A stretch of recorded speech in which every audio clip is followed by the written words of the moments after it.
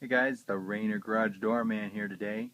We are looking at the Stanley model 1050, I believe, 1150. Manufactured in 1983 is the date on this. If we come over to this side here, we can see it says Stanley, standard digital. Just your entry model. Stanley, there was a deluxe, and then I'm not sure what time there was the one that was called the Stanley Light Maker. That would be an interesting one to see. I've never actually seen one of those. But yeah, there is, this is just a standard one. This was a working pull. I also do have the original remotes that came with the system, and that is what we're going to be using to run this today. You guys remember the last Stanley I had, which I no longer have, but that one I had did not work. Intermittently once in a while worked, and I could not get it working when I brought it in here and hung it on the ceiling. This one here, I just ran a cycle, so hopefully we can get this one running before it breaks.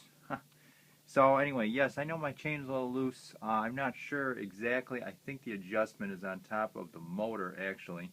I don't remember how to adjust the chain. I think there's a bolt up in the back of the motor, which I didn't really realize until I put it up and ran it a couple times how loose the chain was.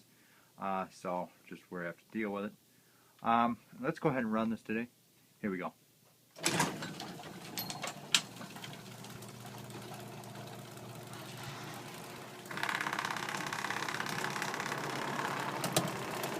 Aside from all the chain noise, this is actually a pretty quiet opener.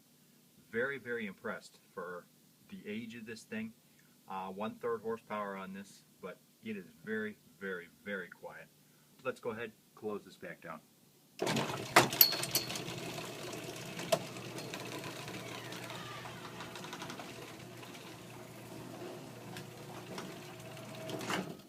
There we have it.